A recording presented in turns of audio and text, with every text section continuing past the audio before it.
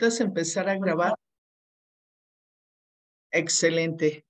Pues muy buenas tardes a quienes ya nos están viendo por Facebook y quienes nos están esperando para iniciar esta jornada de miércoles. Tenemos un nuevo webinar que titulamos Activismo Lésbico Nacional por una sociedad inclusiva e igualitaria, y tenemos a tres activistas, luchadoras sociales, académicas, diversidad de formaciones, pero que confluyen y coinciden en esta posición de estar luchando por una sociedad inclusiva e igualitaria. Las voy a ir presentando para que ustedes las conozcan, las reconozcan y puedan ir mirándoles. Sí, es que se está actualizando. Y puedan ir reconociéndoles. Entonces voy a dejar de compartir quienes nos acompañan, nuestras invitadas, si gustan prender sus cámaras para que cuando las vaya presentando, pues saluden a la concurrencia. Voy a presentar primero, si cierran sus micrófonos para que no suene doble. Gracias. No sé si quienes tienen prendido el micro acá adentro. Vale, gracias. Bueno, voy a presentar primero a Alejandra Mitzin Sarmiento Xochitiotzin. Dilo tú bien, por favor, porque a mí se me traba. Bueno, buenas tardes a todas. Se pronuncia Xochitiotzin. Gracias. Ella nació en Tlaxcala en 1978. Se declara lesbiana y feminista, que eso es muy, muy poderoso. Ella estudió comunicación en la Universidad Iberoamericana de Puebla de 1997 al 2002. Actualmente es jefa del área del archivo, diseño y editorial de la Fundación Desiderio Hernández Xochitiotzin, encargada de la sistematización del acervo de la obra intelectual y artística, así como de la creación de las líneas de contenido para la promoción y divulgación del entorno Xochitiotzin. Creo que ya me salió un poquito mejor. Es diseñadora editorial, creadora de contenidos y conductora de podcasts Voces Lésbicas, Polinizando el lugar de la tortilla. Eso me encantó, ese nombre está muy creativo. Cofundadora de la Cobilda Bilésbica en agosto del 2022, cofundadora de la colectiva Lesbianas en Construcción en 2019, primera colectiva en ser visible y nombrarse de y para lesbianas en Tlaxcala. En el 2006 realiza el cortometraje ¿Quién tiene la razón?, con una temática sobre la diversidad de orientación sexual, en cooperación con distintas colectivas de mujeres diversas de Tlaxcala. En el 2020, en plena pandemia de COVID-19, forma parte del diseño y organización y conducción de la primera Semana Cultural de Mujeres Diversas. Del 2017 al 2018 fue vicepresidenta de Administración y Gestión de la provincia Scout de Tlaxcala de la ASMAC, siendo su iniciativa un campamento llamado Xochiquetzali, primer campamento a nivel nacional con estrategias sororales para niñas y adolescentes, realizado del 8 al 9 de septiembre del 2018 en Atlangatepec, Tlaxcala. Ha participado en diversos foros y espacios sobre la visibilidad y representatividad lésbica, formada en las escuelitas de promoción de los derechos de las mujeres, primera y tercera generación, organizado por el colectivo Mujer y Utopía AC, miembro de la corresponsalia Tlaxcala del Seminario de Cultura Mexicana desde el 2008, forma parte del Comité Orgullo y Memoria encargada de curar las actividades de la Semana Cultural Tlaxcala Diversa 2022 de la Secretaría de Cultura de Tlaxcala. Ha publicado diversos cuentos sobre visibilidad lésbica, sobre violencia de género y de ciencia ficción. Ha participado también en diversas columnas de prensa escrita y gacetas radiofónicas especializadas en cine, tanto en Puebla como en Tlaxcala. Pues mil gracias por haber aceptado nuestra invitación. Si quieres dar unas palabras de bienvenida. Pues agradecer el espacio, Claudia, y bueno, pues saludar a todas las compañeras que están aquí y que también van a estar participando con su proceso de activismo. Me da mucho gusto ver también aquí a Celeste. Saludos. Gracias. Y justo ahora toca presentar a Celeste Asensio. Ella es activista en pro de los pueblos indígenas, defensora de la mujer, promotora de la primera marcha del orgullo purépecha LGBTIQ+, de Paracho, Michoacán, de donde ella es originaria, y fundadora de Morena en esa entidad. Es un poquito de lo que ella ha hecho.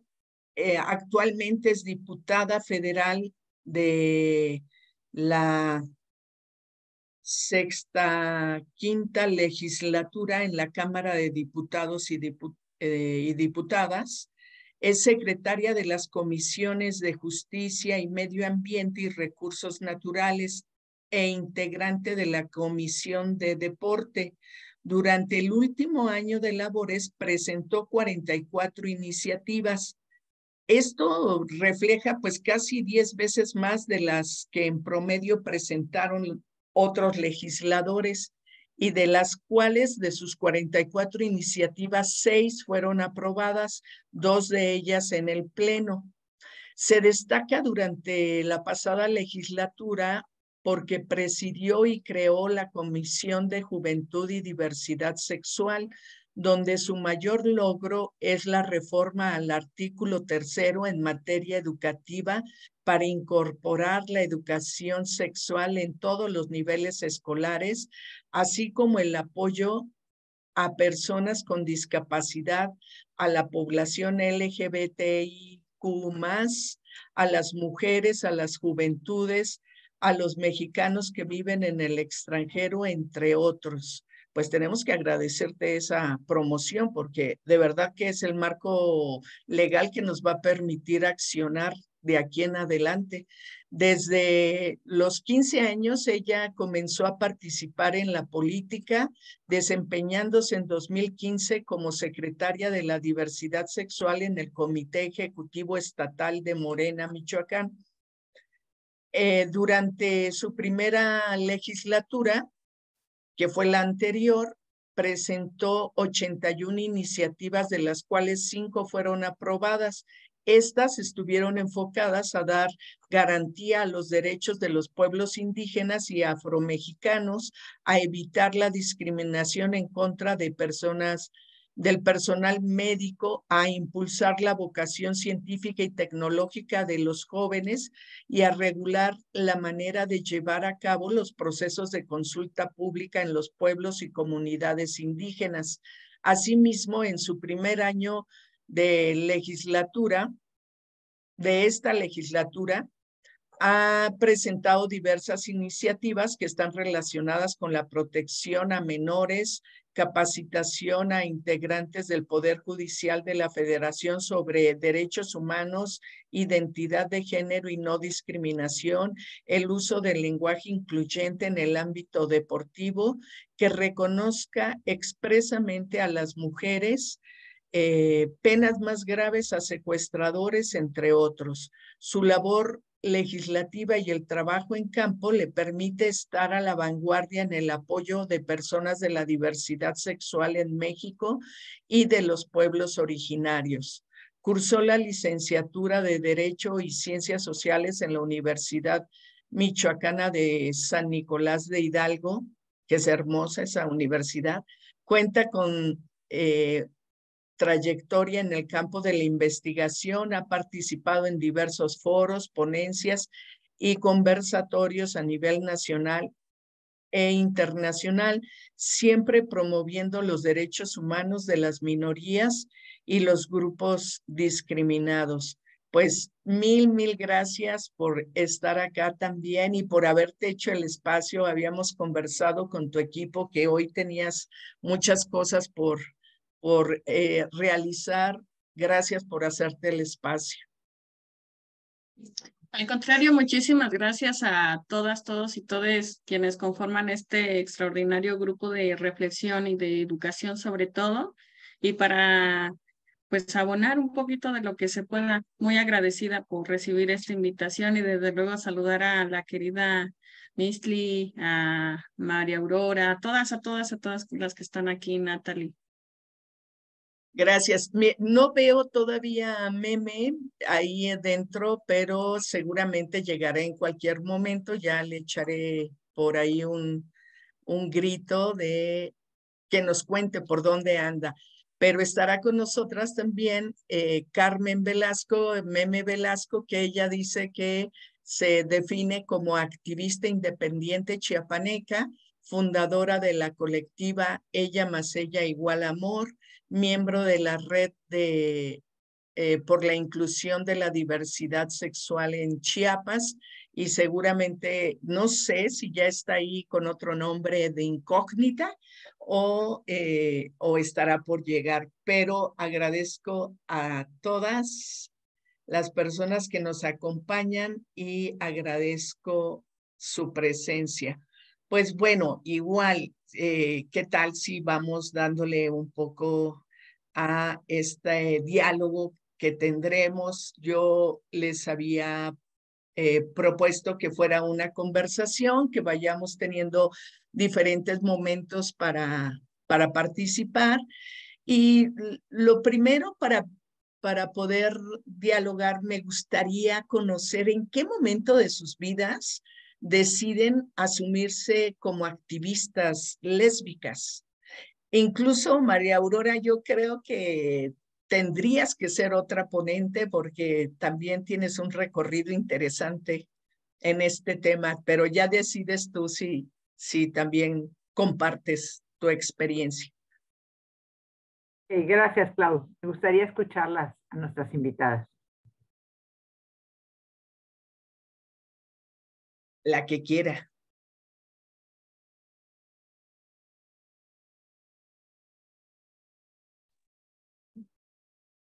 Si gustas, Mistlin, comenzar.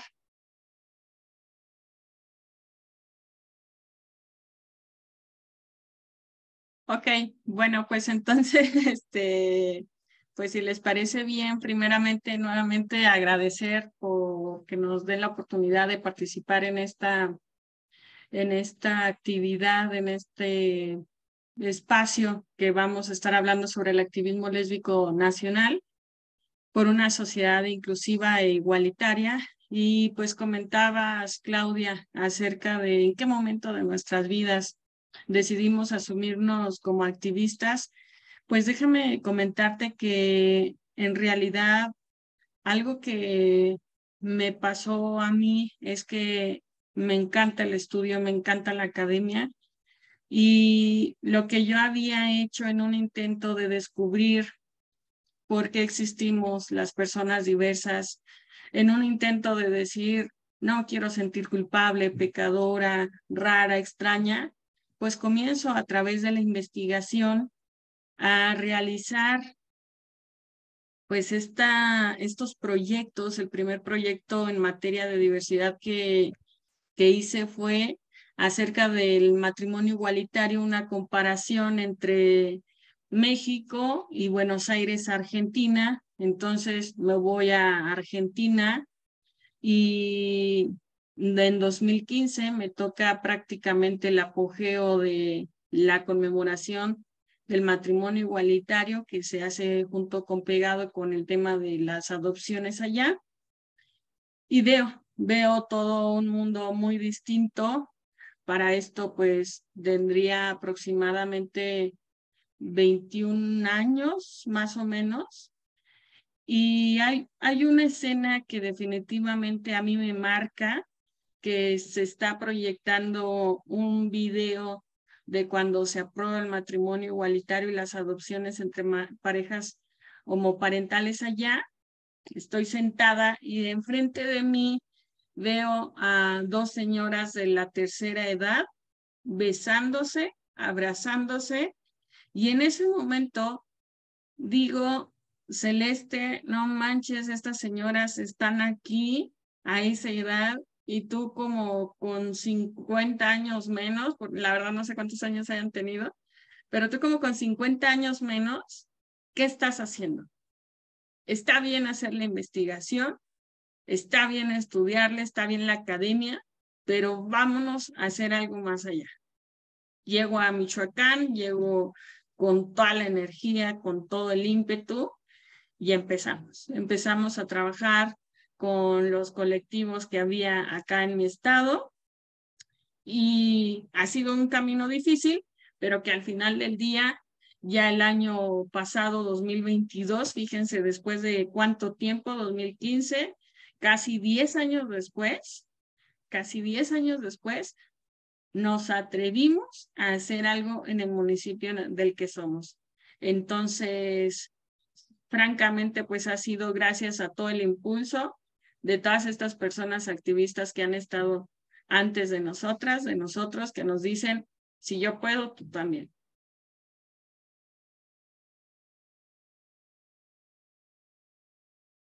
Muchas gracias. Mitzi, ¿cómo fue tu experiencia? ¿Cómo te decides a asumirte como activista? Pues bueno, al activismo yo considero que llego tarde, ¿no? Pero tiene un porqué y tiene una razón. Cuando yo logro reconocerme como lesbiana, en estos grupos de reflexión que generamos también en Lenco, nos gusta reflexionar que no salimos del closet porque no somos objetos, ¿no? Sino somos personas. Entonces, preferimos mencionar como reconocernos, ¿no? Nombrarnos.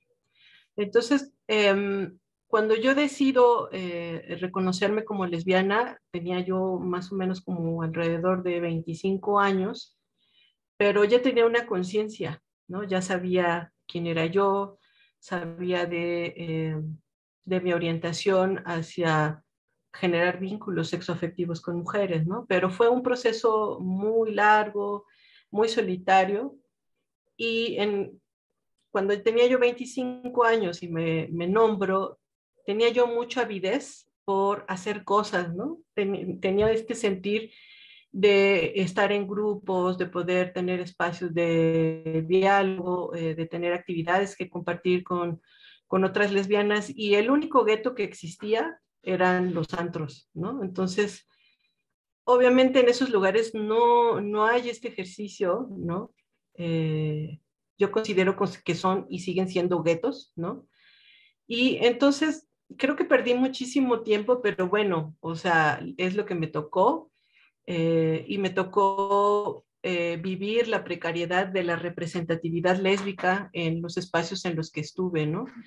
Y si existían, pues había muy poco acceso o muy poca información. Estuve dando de vueltas por algunas partes de México hasta que regresé a Tlaxcala, más o menos cuando tenía yo 31 años, y me dedico a trabajar hasta que por alguna razón entro a una escuela de formación de los derechos de las mujeres.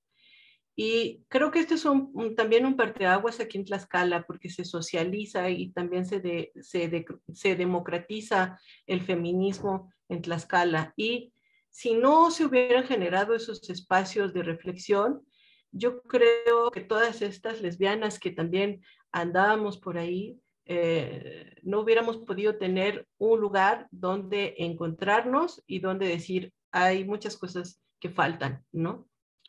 Entonces, al llegar a esta escuela de formación y gracias también a la crítica del feminismo, pude percibir y nombrar toda la invisibilidad y el silencio en el que había vivido durante mucho tiempo, ¿no? Entonces, es alrededor del 2017 y 2018 en el que empiezo a hacer activismo feminista, pero en el 2019 descubrimos ya como un conjunto de amigas y de conocidas que no hay nada, absolutamente nada sobre lesbianas. Y si existe el tema de lesbianas, está mimetizada con los grupos gays. Y bueno, el punto es que la vivencia de los compañeros es completamente distinta al de nosotras. Entonces, a raíz de eso, podemos crear un espacio y decidimos crear un espacio para lesbianas porque también descubrimos que nadie iba a hacerlo por nosotras. Entonces, esto no quiere decir, ni tampoco me atrevo a decir que no han existido lesbianas aquí en Tlaxcala y que seguramente tienen su propio trabajo y su propia aportación, ¿no? Como también lo mencionaba Celeste, si no existieran las compañeras lesbianas del pasado, no estaríamos aquí, ¿no? Pero bueno, finalmente pudimos construir LENCO, que es Lesbianas en Construcción, con esta idea de seguir construyendo espacios para y de lesbianas en un marco diferenciado, ¿no? A ocupar no solamente de nosotras, ir por nosotras, porque casi no hay nada, pero creo que hemos marcado un precedente y bueno, algunas compañeras también del elenco están aquí acompañándonos. Gracias. No sé si alguna de las compañeras del elenco quisiera, pues igual narrar su experiencia, porque justo me encantaría que pudieran decir por qué hacer activismo específicamente de lesbianas y no quedarnos en el mundo de lo LGBT, TTI y más. ¿Por qué no solo acudir a esas marchas que son bueno, van creciendo, ¿no? En los diferentes espacios.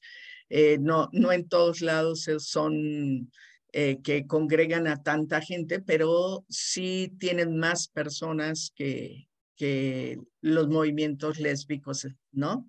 ¿Por qué sí visibilizar lo lésbico? ¿Cuál es la importancia de hacerlo?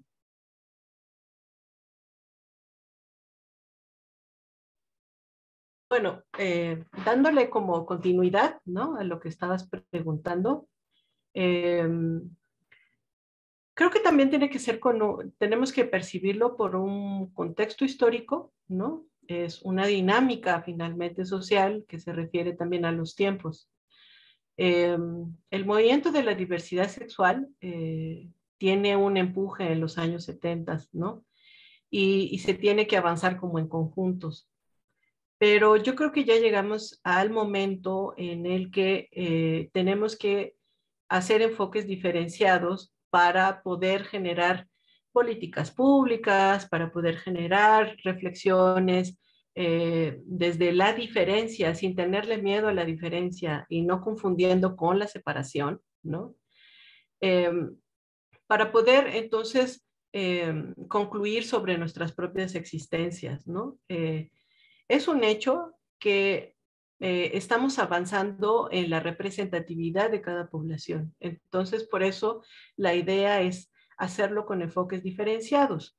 Ahora, yo creo que también hemos llegado al momento, en el contexto histórico en el que estamos, en que si bien somos parte de una colectividad, la comunidad existe cuando hay articulación y todavía hace falta mucho. Sobre la colectividad, se ha convertido también en un punto de confusión para todas las personas, digamos, que están afuera, ¿no? Creen que la orientación y la expresión de género es lo mismo. Entonces, creo que debemos comenzar a trabajar, a hacer estas diferenciaciones de la orientación y de la expresión y, por tanto, de la identidad, que son temas y búsquedas y desafíos completamente distintos, ¿no? Ahora, eso también permite entonces la reflexión de la interseccionalidad. En el caso como mujeres lesbianas, nos atraviesan dos condiciones básicas, por lo menos: el ser mujer y el ser lesbiana en esta estructura que aún continúa siendo heteropatriarcal. Hay que ir sumando todas las interseccionalidades, como ser parte de pueblos originarios, si se tiene una discapacidad, etcétera, etcétera, etcétera, ¿no? Gracias. ¿Cómo lo reflexionas tú, Celeste? Sí, mira, para mí la importancia de visibilidad de visibilizar, perdón, el tema lésbico, pues parte y surge justamente de que tenemos que también reconocer, y es algo que hemos platicado incluso en Cámara de Diputadas, que por primera vez en la historia, en esta 65 legislatura, tenemos la paridad de género. Pero el hecho de que tengamos 250 mujeres no significa que estas 250 mujeres trabajemos el tema feminista o tengamos una agenda en materia de paridad de género. Y en el tema del acrónimo LGBTIQ+, ocurre algo similar. Les platico una experiencia que viví a inicios de año. Estábamos en Secretaría de Relaciones Exteriores, una mesa de puras mujeres de la diversidad sexual, llámese mujer trans, mujer lesbiana, mujer, etcétera, y se levanta un compañero, hombre gay, diciendo que él estaba siendo violentado y discriminado porque en esa mesa no había ningún hombre gay. Y entonces, pues todas las demás personas entendíamos, comprendíamos que el objetivo de esa mesa era visibilizar a la población lésbica. Y entonces, en este sentido, ¿qué es lo que pasaba? Y sigue sucediendo todavía. Antes no eran las marchas del orgullo LGBTIQ+, antes no eran las marchas del orgullo diverso. Antes, recordemos que se nombraban marchas del orgullo gay. Y entonces estamos cayendo justamente a lo mismo. Dentro de nuestro mismo acrónimo sigue habiendo patriarcado, sigue habiendo machismo, y es allí donde entramos personas como todas y cada una de nosotras. Y no puedo generalizar, afortunadamente, y yo aplaudo y realmente me encanta que nuestros hombres de nuestra población nos apoyen, pero la realidad sigue siendo esta. La realidad sigue siendo que los hombres gay quieren abanderar y quieren estar en el centro haciéndonos a nosotras a un lado. Entonces, la importancia va desde allí, ¿no? Va desde decir, a ver, o sea, somos LGBTIQ+, no somos solamente gays y que allí nos encasillen a todos, a todas, a todes. Es muchísimo más amplio y estamos mostrando, justo como lo decía Misklin, desde el ámbito del feminismo, desde el ámbito lésbico, desde el ámbito de la paridad de género, decir como mujeres diversas, también aquí estamos. Y también podemos, y también estamos encabezando un movimiento que no se había visto mucho, porque esa es la realidad. Todo se iba hacia el tema gay y pues más que nada es eso. Muchas gracias. Sí, creo que la agenda es distinta, sin duda lo que puntualizaban en cuanto a momento histórico y la oportunidad de estar generando diferencias sin ser separatistas o sin ser discriminatorias, pero sí siendo como fuertemente activistas de la agenda lésbica, pues se tiene que construir espacios de diálogo, reflexión y acción en torno a esto. No sé, María Aurora, si quieras comentar algo hasta esta parte. Pues se me hace súper interesante. Me gustó mucho lo que nos dijo Alejandra sobre no salir del closet, sino reconocerse como lesbianas. Me puse a pensar sobre esa idea y dije, pues, se me hace que lo heredamos de los Estados Unidos y como que lo copiamos, salir del closet. Entonces yo creo que tenemos que ir construyendo una narrativa más mexicana, digamos. Y sobre las necesidades específicas, sí, y no nada más para las lesbianas maduras, por ejemplo, tenemos otra agenda muy diferente a las madres lesbianas, a las jovencitas lesbianas de 15, 16 años que están batallando con sus familias, si las aceptan, que no las aceptan. Entonces, claro, cada grupo poblacional tiene sus especificidades. Y bueno, en este transitar que parece como corto en el tiempo, ¿ustedes han notado cambios? ¿Han notado que sus entidades o al menos su localidad se ha movido de lugar un poquito? ¿Cómo resultan las narrativas locales? ¿Cómo resulta la forma en que se miran y miran su entorno en relación al activismo? Cuenten, por favor. Definitivamente sí. Si tomamos en cuenta cómo han sido los avances y que, como bien lo comentaba María Aurora, el hecho de ir generando una narrativa más mexicana, pues también, luego de pronto no se sabe, ¿no? Pero justo a nivel Latinoamérica, el primer país en impulsar estos temas fue México, en 2009.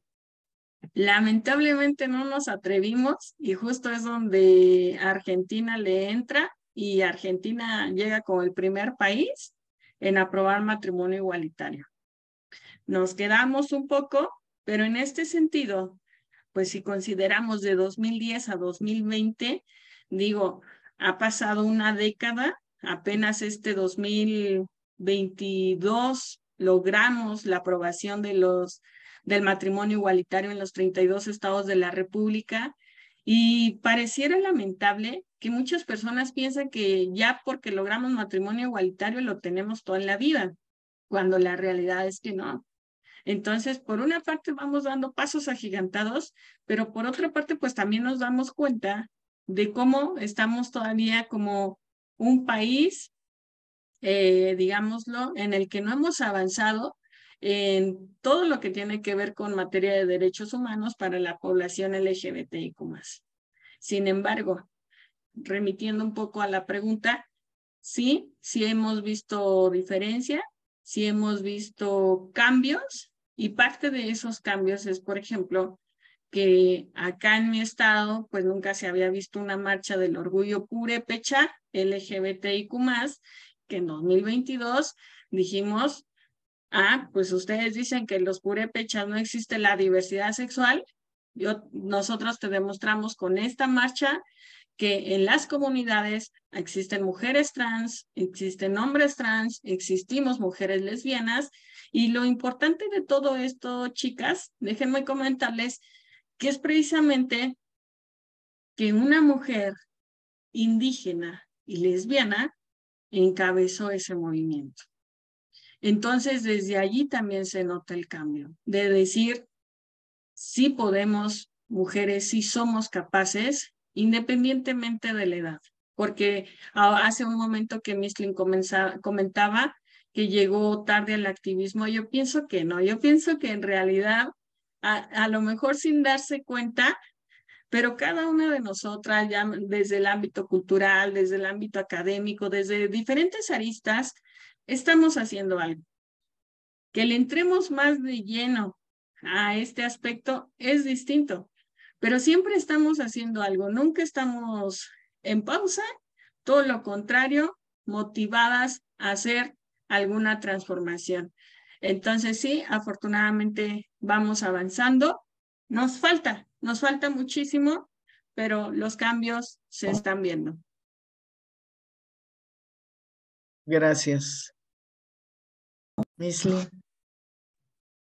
Bueno, yo quisiera compartir, y todo esto que yo comparto es desde mi perspectiva, ¿no? Es importante también decirlo para que no se convierta como en un posicionamiento completo y social, ¿no? O sea, es lo que me ha tocado vivir, ¿no?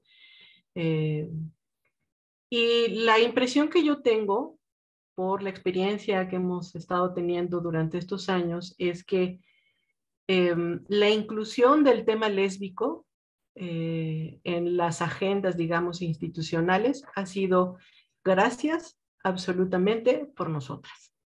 Porque fuimos, tocamos puertas, no fue sencillo, fue posicionarnos, fue hacer muchísimo trabajo como colectiva, es volver a levantarnos, volver a replantear, reflexionar, dialogar, incluso autocuestionarnos como colectiva, pero fue únicamente gracias a nosotras y también gracias a todas estas colectivas que nacieron al mismo tiempo que Elenco en Tlaxcala, ¿no? A mí me parece como bien interesante contextualizarlo porque es gracias también a la democratización del feminismo, ¿no?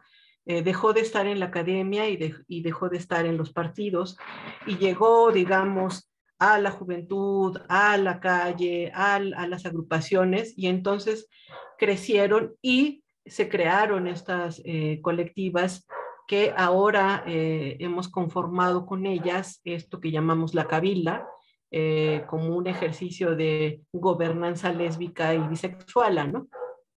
Entonces, creo que si se ha modificado es gracias al trabajo que hemos hecho como ciudadanas, ¿no? Y creo que también eso es bien importante porque los gobiernos, el Estado y el mismo país es gracias a las ciudadanas y a los ciudadanos. No hay otra forma, porque aunque estuviésemos en un cargo de toma de decisiones, somos parte, ¿no? Entonces, es la ciudadanía la que lleva los temas, la que lleva los desafíos, ¿no? En el caso, por ejemplo, aquí de Tlaxcala, con el matrimonio civil igualitario, si bien el tema lo tomó un legislador, fue una iniciativa ciudadana la que se empujó, ¿no? Y no nada más fue una colectiva, fuimos muchísimas, ¿no? Y también ahí las lesbianas levantamos la mano y en el momento de hacer este tipo de audiencias para compartir información con las y los legisladores, las lesbianas que participamos fuimos muy críticas, porque se trata también de hacer crítica, ¿no? Y la crítica fue, no estamos exigiendo o pidiendo el favor de que nos permitan amarnos, porque eso lo hacemos con ustedes o sin ustedes, ¿no?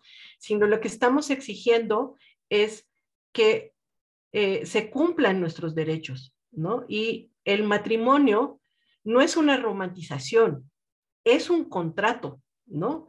Y ese contrato nos permite acceder a muchos derechos como lesbianas, porque aún estamos en una dinámica social donde hay muchísimos prejuicios, pero el ejercicio legal sí nos lo permite, solamente hay que hacer uso de ello, ¿no?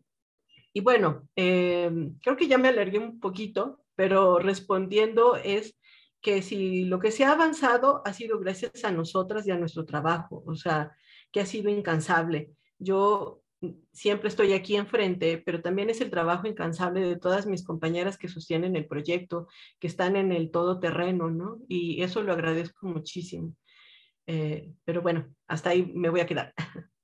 No, no, y justo estaba pensando cuando las escucho ambas, sí, lo ideal es que se traduzca en políticas públicas, lo ideal es que se generen espacios de reflexión y que la sociedad empiece también a tener como la posibilidad de reflexión sobre estos temas, porque eso evitará, pues, la discriminación, el maltrato, el generar condiciones adversas, ¿no? A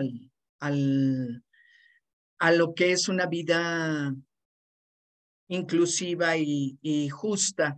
Entonces sería importante pensar que sí, que la lucha nace, crece y está desde la sociedad civil, pero que se tiene que traducir en estas políticas públicas desde la acción legislativa y que podamos contar con derechos tangibles, ¿no? Y que podamos ejercerlos y hacer que se ejerciten.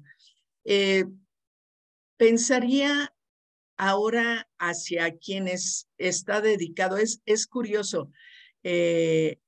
Hay ocasiones en que este foro tiene un montón de visualizaciones y que está generando la posibilidad de participación de un montón de gente, y no es este el caso, porque los temas pareciera que a veces nos cuesta trabajo asumirlos como algo importante, pero sin duda en el transcurso de la semana van a estar visibilizándolo y van a estar compartiendo, ¿no? Entonces, para aquellas personas que pertenecen a la educación, docentes, estudiantes, familias, desde la escuela, pues yo pienso que es importante que los docentes, estudiantes y familias comprendan que las orientaciones sexuales, las expresiones de género, las identidades de género son diversas. Y por eso nosotras apostamos por hablar de todos los temas y apostamos en visibilizar todos los temas. Quisiera preguntarles, ¿cómo fue su experiencia cuando eran estudiantes? Desde que ustedes empiezan a identificarse como con una sexualidad diversa, desde donde surgió, ¿no? No sé si fue en primaria o en preescolar o secundaria, bachillerato o ya en la licenciatura. El momento en que se asumen o sin asumirse. Seguramente había otros compañeros, compañeras que mostraban su identidad o su expresión de género o su orientación. ¿Cuál fue su experiencia como estudiantes frente a eso? ¿Cómo era el cotidiano de la escuela? Ok, pues mira, bueno, pues es un proceso de vida que yo creo que todas las lesbianas hemos pasado, ¿no? Esperemos que prontas generaciones no lo pasen en soledad ni sin representatividad, ¿no? Porque el problema es ese, que no hay representatividad en casa ni en nuestros espacios como la escuela, ¿no? O en lo comunitario y lo social, porque ser visible como lesbiana en el pasado y todavía, yo considero que todavía para muchas compañeras es peligroso, ¿no? Pero bueno, creo que el momento más complicado para mí fue el de la secundaria. Y esto va de la mano con que yo siempre asistí y estuve en escuelas religiosas, católicas, ¿no? Hasta incluyendo la universidad, pero el caso de la universidad fue completamente distinto. Pero al llegar a la secundaria, todo este discurso y esta narrativa hegemónica de la heterosexualidad, además remarcada en la narrativa que ha decidido tener el catolicismo, ¿no? porque bueno, habría que reflexionar un poco más, ¿no? La institución se vuelve peligrosa, ¿no? Para quienes no entramos en esos mandatos de lo hegemónico, ¿no? Y lo hegemónico es un sistema patriarcal, ¿no? Entonces, para mí fue muy complicado estar en la secundaria, porque además ya tenía este despertar sexual, ¿no? Si bien en la primaria pues no había ningún problema porque no tenía, o sea, a mí lo único que me interesaba era estar jugando, estar leyendo, estar estudiando, o sea, no. Pero llegar a la secundaria fue muy difícil por eso. Y comencé a notar que era yo completamente distinta, ¿no? A mis compañeras. Y sobre todo en esta manera performativa de la expresión de género, pues notar que no me gustaba estar en el mandato de lo que se ha creado como lo femenino, porque esa creación femenina es a partir de la vista de los hombres, de lo masculino, de lo patriarcal. Eso no es la feminidad, ¿no? Y bueno, fue muy complicado, sobreviví, porque además, bueno, pues no podía ayudar signos de nada, porque si no me iban a expulsar. Y la preparatoria fue meterme en un incilio, como lo dice la doctora Norma Mogrovejo, meterme en un silencio propio y negar completamente mi orientación. Cuando llegué a la universidad descubrí que tenía yo la posibilidad del pensamiento crítico y el fomento al pensamiento crítico, ¿no? Aunque la universidad en la que estuve es de una formación jesuita, creo y considero que tiene otros tintes, ¿no? Pero sí, el proceso, digamos, del estar en las escuelas, creo que en mi experiencia fue completamente diverso y por distintas etapas y fases, pero sí tuvo completamente sus grados de dificultad. Gracias. Celeste. Ok, pues miren, al igual que como lo comenta Mislin, en realidad mi formación académica siempre fue en todo lo contrario a lo de ella, siempre fue en escuelas públicas. A mí me hubiese encantado que nos hubieran hablado del tema de diversidad sexual o de educación sexual ya de perdida, ¿no? En general, pero al parecer ni en escuelas privadas ni en escuelas públicas se tocaban esos temas. Y bueno, algo que a mí me ocurre, pues es que yo francamente hasta mi educación básica, es decir, hasta primaria y secundaria, pensaba que era una mujer heterosexual. Es más, yo he llegado a considerar que si no me voy a estudiar a otra preparatoria fuera de mi municipio, que es Paracho, tal vez yo ya me hubiera casado con un hombre y tal vez yo estaría viviendo en este momento una maternidad y una vida muy amarreada o una doble vida, una en casa con mi esposo y mis hijos y otra pues con mis amigas, que la verdad tengo amigas de mi pueblo que hacen eso, porque pensamos que éramos raras, pensamos que éramos extrañas, que éramos pecadoras, algo que definitivamente está muy marcado en las comunidades indígenas, pues es un arraigo religioso brutal, en el que lamentablemente muchas ocasiones las familias no tendrán para darle de comer a sus hijos, pero no se diga para conmemorar la fiesta del Santo Patrón, porque para eso siempre tienen, ¿no? Para el chupe o para la música.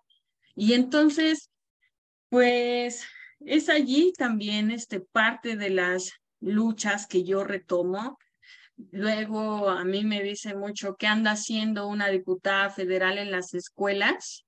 Debería de estar en San Lázaro, debería de estar promulgando leyes. Pues sí, parte de mi trabajo, parte de mi labor legislativa está en San Lázaro y está en la realización de iniciativas, pero hay que recordar que en 2019 cuando tuvimos que trabajar la reforma al artículo 3 constitucional en materia de educación, presenté la reserva para que se incluyera en todos los niveles de estudio educación sexual integral, en niños, adolescentes, jóvenes e incluso en adultos. Lo que me he dedicado a hacer gran parte del tiempo es irme a las escuelas, es irle a decir a los chicos, a las chicas, si ustedes en este momento empiezan a sentirse enamoradas, enamorados, y descubren que se están enamorando, si eres mujer y te enamoras de tu mejor amiga, no pasa nada. Díselo. Lo más que te pueda pasar es que te diga, ¿sabes qué? Pues no me gustas, no quiero contigo y punto, se acaba, ¿no? ¿Y saben qué ha estado ocurriendo? Me han estado diciendo en redes sociales que estoy promoviendo pedofilia, que estoy promoviendo, incitando a las y los jóvenes a tener una vida sexual activa.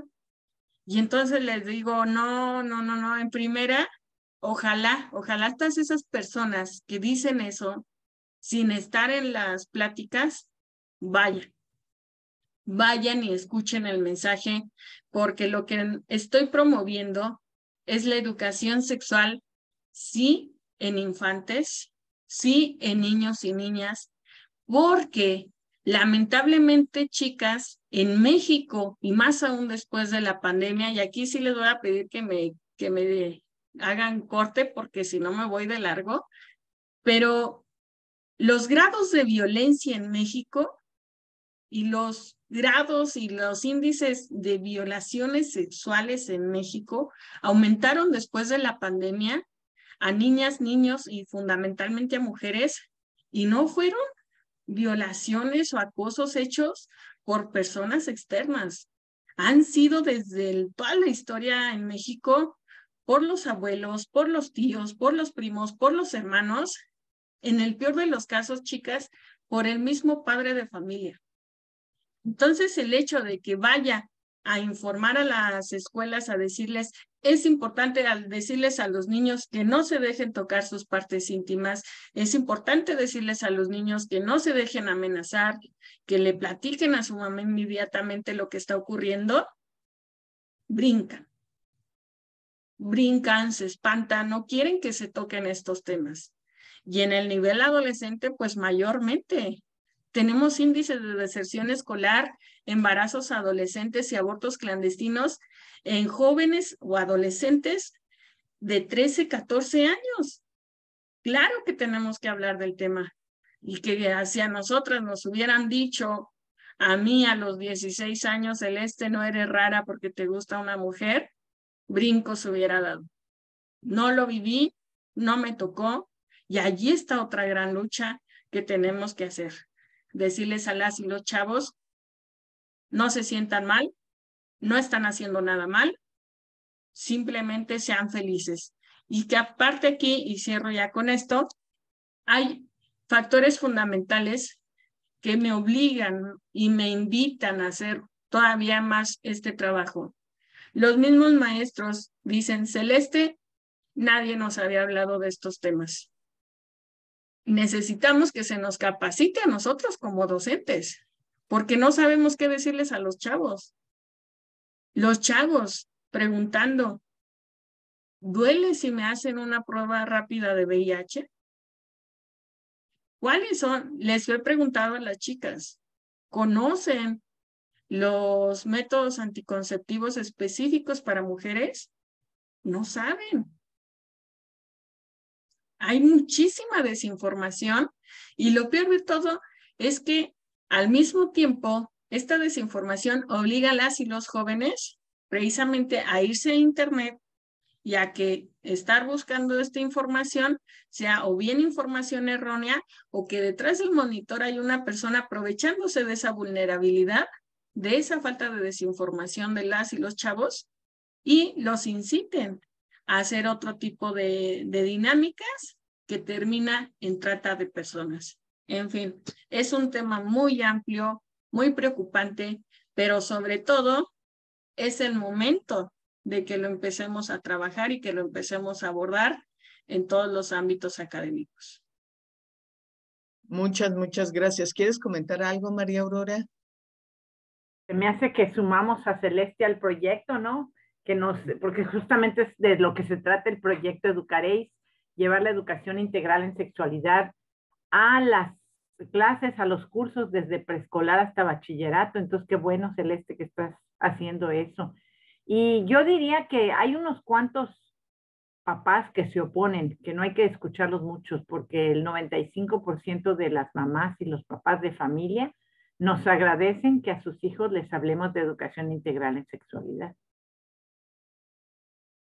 Gracias. Y sin duda, poner los temas de manera integral, colocar las acciones para que desde pequeñas, conozcan su cuerpo, reconozcan su capacidad de generar relaciones sanas, de tener bienestar, de contactar con el placer, y el placer en muchos sentidos, ¿no? Al colorear, al disfrutar los juegos, al compartir, al tratarse con respeto, a mirar que nadie es más que nadie, buscar como esa igualdad en el trato sin estereotipos de género, sin condicionamientos sociales y culturales, sino construyendo nuevas narrativas de cómo vivirse como mujeres y como hombres.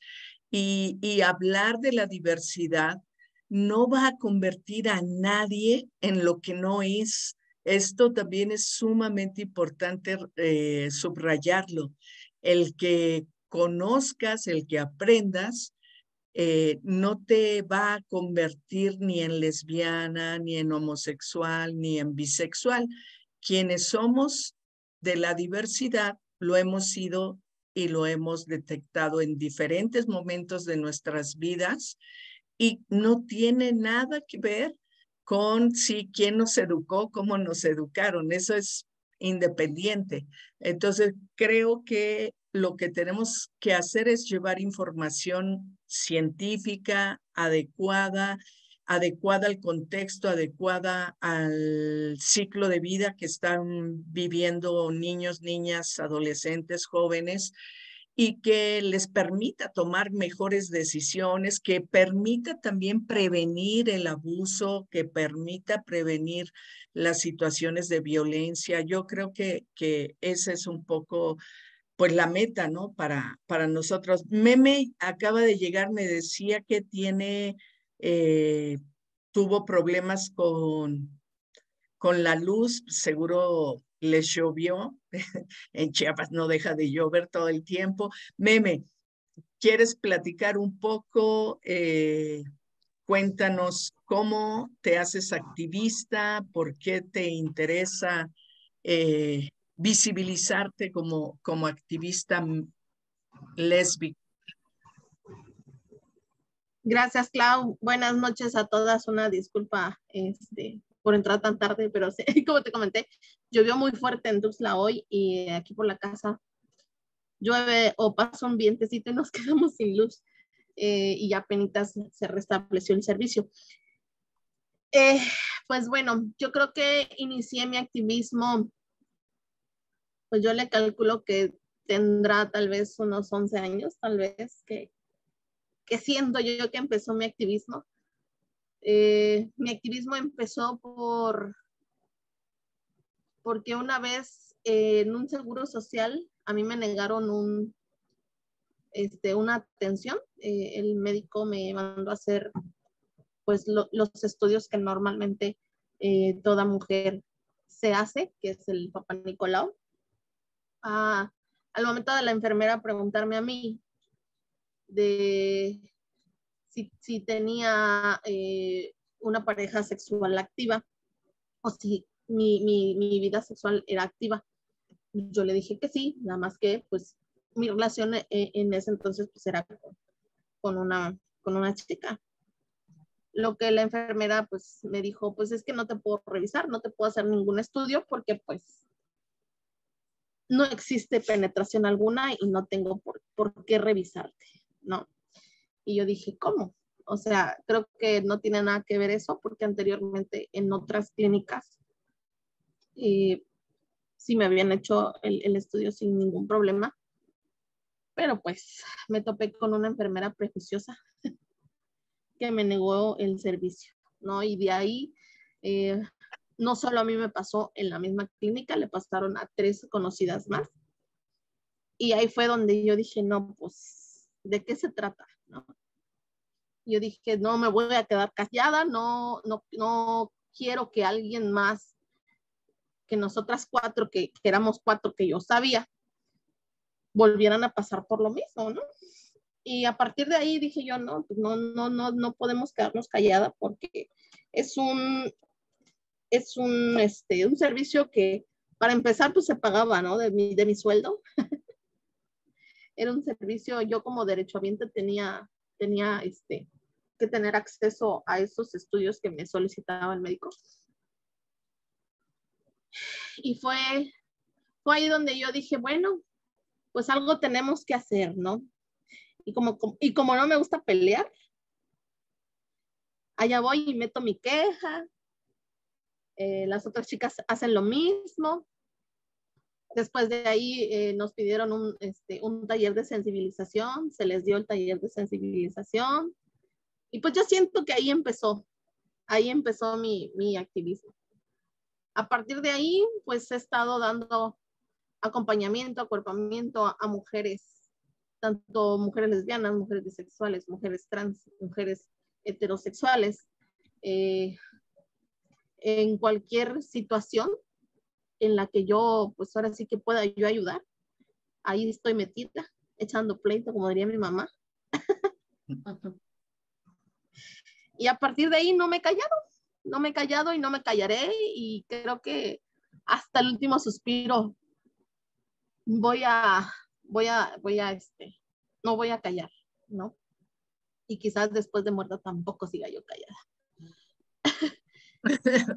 Gracias. Oye, y ya platicaron un poco las colegas cómo han vivido transiciones y cambios en su contexto local, donde han incidido para visibilizar la lucha lésbica. ¿Tú has notado cambios en Tuxtla? Sí, poquito a poquito, pero ahí vamos. Yo creo que es un trabajo que debemos seguir a pesar de ya haber ganado bastante espacio. Aquí en Chiapas, antes del 2017 no podíamos casarnos, mucho menos pensar en adoptar. Ahorita a partir del 2017 ya podemos acceder al matrimonio igualitario. A mí no me ha pasado, pero pues a varias amigas ya, que ya pues han contraído matrimonio, incluso han adoptado. Siento yo que como que ya hay un poquito más de empatía y de simpatía hacia el movimiento. Les platico así rapidito. El sábado llevamos a cabo la marcha del orgullo LGBT aquí en Tuxtla Gutiérrez. Es la primera del estado de 13 marchas que van a haber. Y subieron al templete 3 mamitas. 2 mamitas de un niño trans, de una niña trans y de un niño gay. Por ahí andaba una mamita con una niña lesbiana, pero ella no quiso subir al templete. Pero en años anteriores no habíamos visto eso. Que mamitas y papitos acompañaran a sus hijos a la marcha. Niños adolescentes, o sea, el más chiquito de 13 años y la nena, pues yo le calculaba como sus 15, 16 añitos, ¿no? Y la mayoría de los que asistieron a la marcha son adolescentes y jóvenes.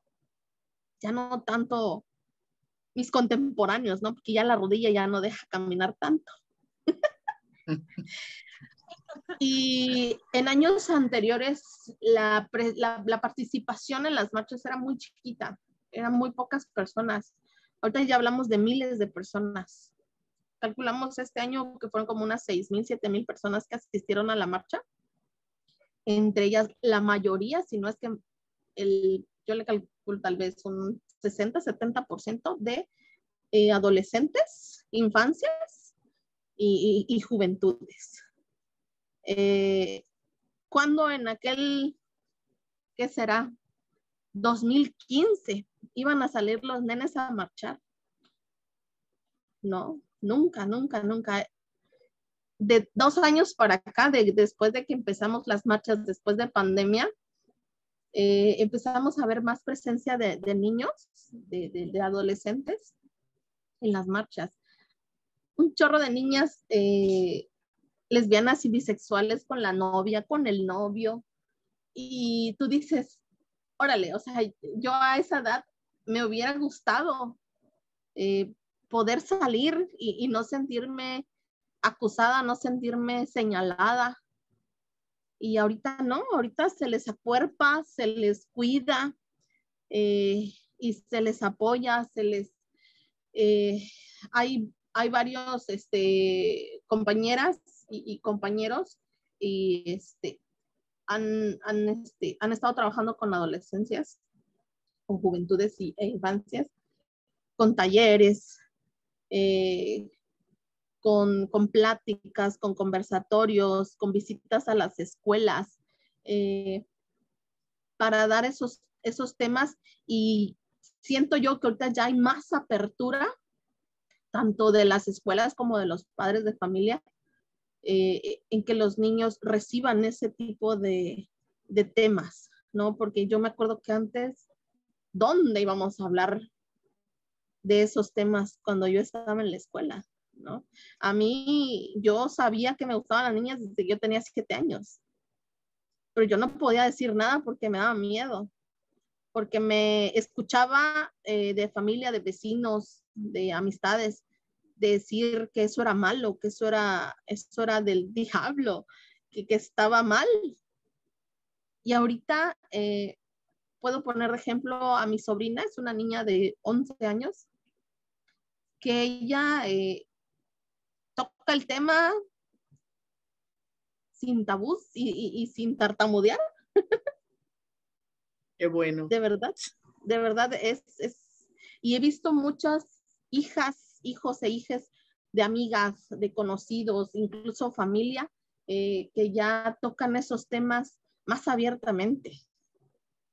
Ya es más tenerle esa confianza a mamá o a papá, más a mamá que a papá, pero ya hay esa apertura, ya hay ese canal de comunicación con mamá, de decirle, ¿sabes qué, mamá? Tengo estas dudas, ¿no?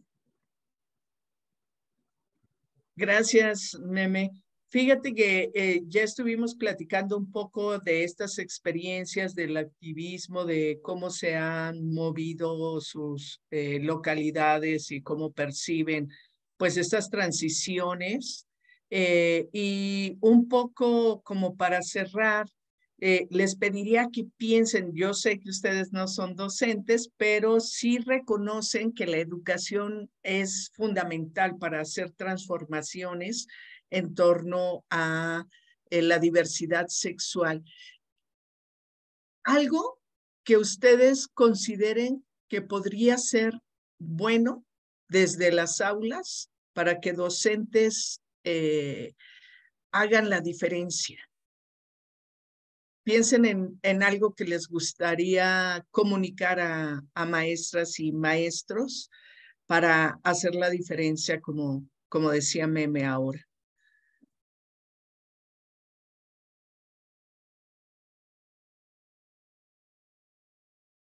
O sea, es como si yo fuera maestra. O no, desde tu lugar,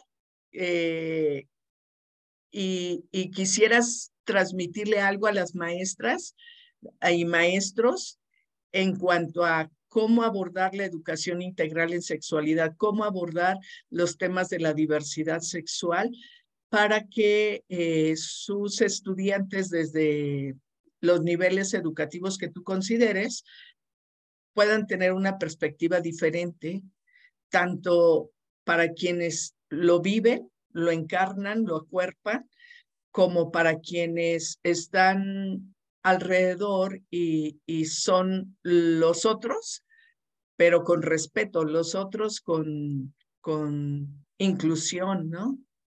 Pensaría en eso. Sí, miren, fíjense que algo que es muy interesante en cualquier disciplina, en cualquier trabajo, en cualquier profesión, es el tema de la constante capacitación y actualización. En este sentido, por ejemplo, yo me acuerdo, ¿no?, que cuando empecé a meterme más de lleno al tema de la diversidad sexual, las siglas eran LGBT, se quedaba en la T. Fueron pasando los años y ya era LGBTIQ. Pasaron otra vez más tiempito y ya es LGBTIQ+. Entonces, lo retomo porque tanto para un albañil o se actualiza viendo qué tipo de materiales necesita para construir una casa de mejor calidad, como para el docente o la docente, mis papás son maestros, se tienen que estar actualizando porque el sistema solar que yo estudié ya no es el mismo que es ahorita. El que yo estudié tenía 9 planetas y el actual, la verdad, desconozco un poco. Pero ¿a qué voy con esto? A que, pues, una sugerencia muy humilde para las y los docentes es que sigan estudiando, que si ellos piensan que lo que llevaron durante su preparación docente, durante la normal o la universidad, les va a servir el resto de la vida, estamos equivocados. Si hay algo que yo como estudiante de Derecho siempre de alguna manera critiqué, es que nos quisieran enseñar Derecho Civil con un libro del año del caldo que no estaba para nada adecuado a lo que estábamos viviendo en este momento actual, ¿no? Entonces sería eso, constante capacitación y sobre todo que le pierdan el miedo a hablar de los temas. Muchas ocasiones, y esto lo deben de tener bien presente, las y los chavos, cuando no pueden abordar un tema en casa, lo abordan en la escuela, porque es como su segundo núcleo de confianza más cercano. Es además como su segundo hogar, pues es donde pasan mayor parte del tiempo, además de su casa. Y entonces es muy lamentable que los chavos se acerquen a buscar información y los maestros no sepan qué responder, no sepan qué decir. Entonces serían, pues, 3 factores fundamentales. 1, perderle el miedo a hablar del tema. 2, constante actualización, capacitación e investigación respecto a los temas de educación sexual integral.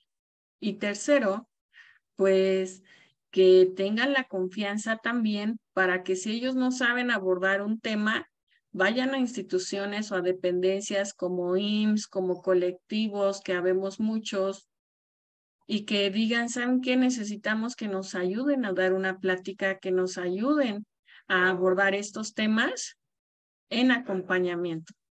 Entonces, fundamentalmente sería eso desde mi muy humilde opinión. Muchas gracias, Celeste. Misly.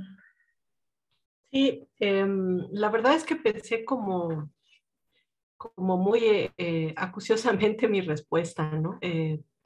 Porque tiene mucha tela de dónde cortar y de dónde construir, ¿no? Un poco el objetivo de nuestra colectiva es que si bien reconocemos nuestra orientación, la estamos construyendo y todo el tiempo se tiene que construir en un ejercicio dinámico. Me gustaría contextualizar, porque voy a hablar desde mi experiencia, ¿no? Yo no soy docente, lo fui hace algún tiempo, pero creo que estamos también en un momento, en un tiempo en el que la crisis ha escalado, ¿no? Y la crisis ha escalado en nuestros ámbitos familiares, ¿no? en las familias nos enseñaban, digamos, como la estructura de los límites o de la convivencia en lo social, en lo civil. Y entonces se llegaba a la escuela a hacer ese ejercicio.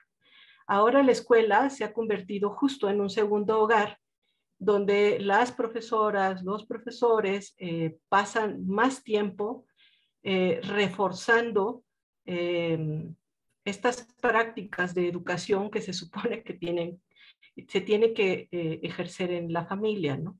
Es decir, es una crisis social, es una crisis como comunidad que tenemos, ¿no? En nuestras propias comunidades. Entonces, creo que el desafío es muy grande y haciendo la reflexión que estuve pensando sobre mi respuesta, está basada en dos cosas. La primera es que como docentes se tiene que ejercer la empatía. Y la empatía es el ejercicio del respeto, no el de la tolerancia, sino el del respeto a la existencia del niño o de la niña que está enfrente y que está recibiendo información, ¿no? La otra razón que estuve pensando es el ejercicio del pensamiento crítico, ¿no? No convertir a los niños y las niñas en una repetidora, sino en un ejercicio de la reflexión y del diálogo para que vayan encontrando sus propias respuestas, ¿no? Creo que son desafíos muy importantes para nuestras compañeras y compañeros docentes, porque está difícil, o sea, no creo que sea así como de, bueno, ya está, no es una receta, ¿no? Pero creo que son dos líneas en las que se puede trabajar, ¿no? Un docente, como ya bien lo decía Celeste, se tiene que estar actualizando, pero creo que quienes están en un servicio público, como también la enseñanza lo es, se tiene que estar capacitando todo el tiempo en todos los temas, así como quienes están en las instituciones se tienen que capacitar, ¿no? Para que cuando lleguen los casos pueda dar una respuesta. Y creo que ahí entra también el ejercicio de la ciudadanización. Es bien importante la ciudadanización cuando como ciudadanos y ciudadanas no estamos conscientes de eso y no sabemos sobre nuestros derechos, pues nos pueden llevar al baile, ¿no? O sea, pueden levantarnos los policías porque estamos teniendo una demostración de afecto, ¿no? También como población lésbica tenemos que estar capacitándonos también sobre nuestros propios derechos para que no sean invadidos ni violentados.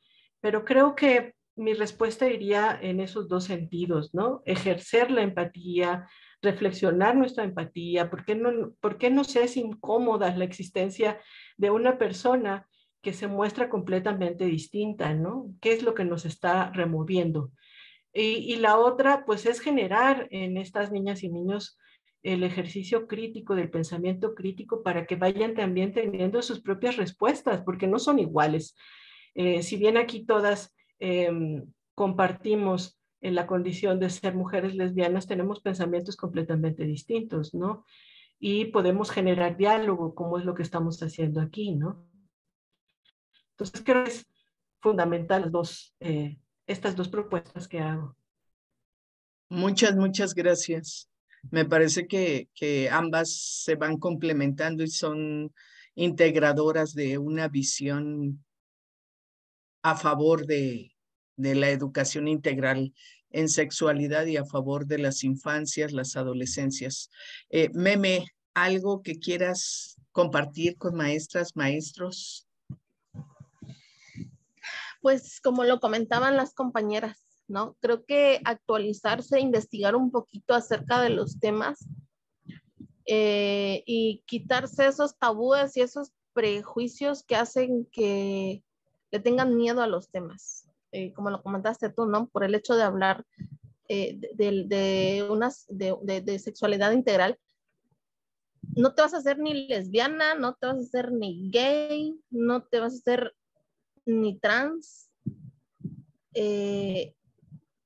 Y bueno, yo soy de siempre de decir este dicho, ¿no? El conocimiento es poder. Si tú tienes esos conocimientos y los transmites, los pasas en este caso, a niños, adolescentes, jóvenes, se replica y se vuelve a replicar. Y no solo uno aprende, aprendemos todos. Y como lo dijo Celeste, ¿no? Hace un tiempo solo eran 4 letras del acrónimo LGBT, ¿no? Y ahorita ya está el AP, el LGBTTIQAP+, ¿no?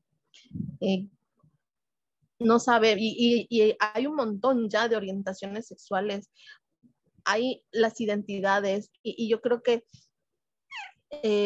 pues igual, ¿no? No solo los maestros, papás, mamás, maestros administrativos, personal de todas las dependencias del gobierno, yo creo que deberían de estar capacitados para atender, para saber cómo tratar a las personas de la comunidad LGBT, ¿no? Lo vuelvo a decir, ¿no? A mí me hubiera encantado que a mis 7 años alguien me hubiera dicho es que lo que tú sientes por tu amiguita es normal, ¿no? Qué padre que ahorita yo conozco muchos amigos que son docentes y muchos de ellos son de la comunidad. Y ellos a sus vivencias, a cómo han sabido, a cómo han aprendido en el camino, platican con sus alumnos. Hay un chico gay que es docente en San Cristóbal. Él está trabajando ahorita en capacitaciones a sus mismos compañeros en cuestión de temas de la diversidad sexual, ¿no? Él es maestro en una primaria. Y de verdad creo que, bueno, San Cristóbal, les comento para quienes no conozcan, San Cristóbal es un municipio de Chiapas, perdón, en donde la comunidad indígena se rige mucho por sus usos y costumbres. Al principio él recibió mucha discriminación, incluso creo que lo quisieron correr de la escuela cuando se enteraron que era gay. Pero él dijo, no, o sea, es que el hecho de que yo sea gay, el hecho de que yo sea de la diversidad, una persona diversa, no me hace un mal profesor, no me hace un mal docente. Y afortunadamente compañeros de él lo apoyaron y ahorita está sensibilizando a papás, a maestros de esa zona, ¿no? Y yo creo que eso es lo que nos hace falta. Sensibilizar y capacitar a todo personal que tenga contacto con una persona diversa o una persona que no sea diversa, pero tiene que ser sensible, tiene que ser empático para abordar estos temas. Pues muchas gracias.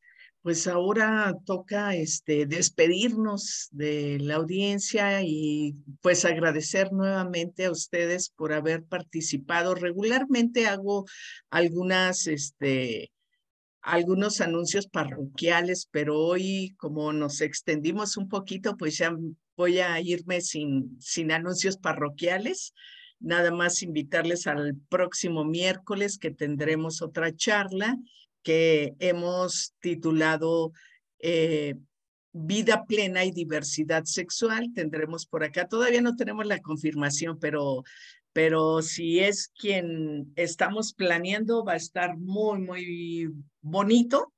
Ojalá que sí se pueda, porque a veces, como ustedes, pues tienen que hacernos espacio, porque siempre tiene como muchas actividades, ¿no? Tienen un trabajo arduo en sus comunidades, en sus estados, de diversas cosas, ¿no? En la legislación, no solo en el activismo lésbico, en el caso de Mitzling, pues la cultura, estás a cargo de varios proyectos y cosas interesantes por allá, y Meme, pues también siempre anda correteada con los tiempos. Les agradezco muchísimo su participación. Si quieren decir algo para despedirnos.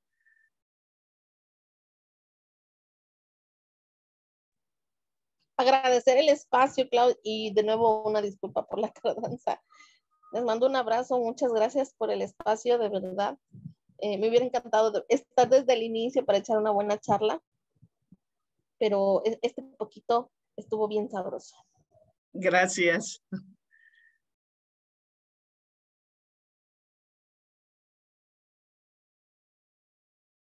Celeste, si quieres. Pues igualmente agradecerles mucho, chicas, María Aurora, a ti, Claudia, por la invitación a este programa. Siempre considero que sea radio, televisión, podcast, YouTube, lo que sea que hable y retome estos temas es muy importante. También estamos en la agenda política, estamos en la agenda pública y de pronto hay personas que pareciera que se les olvida o que no nos toman como importancia, ¿no? Ahora sí que digámoslo, no fueran tiempos electorales, porque entonces si todo el mundo nos quiere y todo el mundo nos apoya, que definitivamente ese es otro tema, acciones afirmativas, cómo han utilizado nuestro acrónimo para pues hacerse de espacios, ¿no? En fin, muchísimos aspectos, felicitarles por este maravilloso programa y desde luego pues también hacerles la invitación a que en algún momento podamos coincidir ya sea en Michoacán o allá en la Ciudad de México, pero sobre todo pues invitar a todas las personas a la reflexión, a que dejemos ya de estar discriminando, de estar con prejuicios, seamos felices aceptando las diferencias, respetándonos como lo que somos seres humanos y sería todo lo que tendría que decir y desde luego pues saludar a las chicas con las que estuvimos compartiendo, Misslin, a Meme, que sé cómo son las comunidades indígenas, antes porque yo estoy aquí, pero porque no estoy en Paracho, si no, tal vez no estaría. Gracias. Bueno, pues me sumo al agradecimiento de este espacio, ¿no? Es bien importante los espacios que visibilizan, sobre todo fomentarlos, crearlos, ¿no? Darles continuidad, como lo están haciendo ustedes. Y bueno, pues me voy a aventar aquí un comercial, compartirles el beneplácito que tenemos como colectiva. Hemos estado trabajando muchísimo. Y a finales de mes vamos a estar entrando ya en la academia. Dos compañeras de elenco están generando precedentes aquí en Tlaxcala, la compañera Natalie y la compañera Rubí. Rubí ya presentó su examen de maestría con una tesis donde nos coloca a las lesbianas como sujetas de investigación. Y Natalie está terminando su investigación de tesis también de maestría con el tema de lesbomaternajes y cómo se estructuran y se fomentan. Entonces, a raíz de ese vínculo con la academia, ya vamos a firmar un convenio con un centro de investigación de la Universidad Autónoma de Tlaxcala. Y bueno, eso es el resultado de nuestro trabajo arduo, sostenido por todas, y donde siempre estamos reflexionando hacia dónde vamos a avanzar. Yo agradezco este espacio, pero también agradezco el trabajo de mis compañeras como colectiva, porque yo no estaría aquí enfrente si no fuera por su articulación, por su paciencia y por su apoyo y por estar sosteniendo también este proyecto. Muchas gracias, Claudia, y muchas gracias, María Aurora, y gracias a Celeste y a Carmen que nos estuvieron también compartiendo. Pues gracias a ustedes, un abrazo enorme y sigamos coincidiendo para hacer trabajo conjunto. Nosotras queremos ir a todos los lugares donde estén los docentes para hacer trabajo en educación integral en sexualidad. Pues mil gracias y nos vemos a la próxima. Pues ya cerré Facebook, ahora sí ya en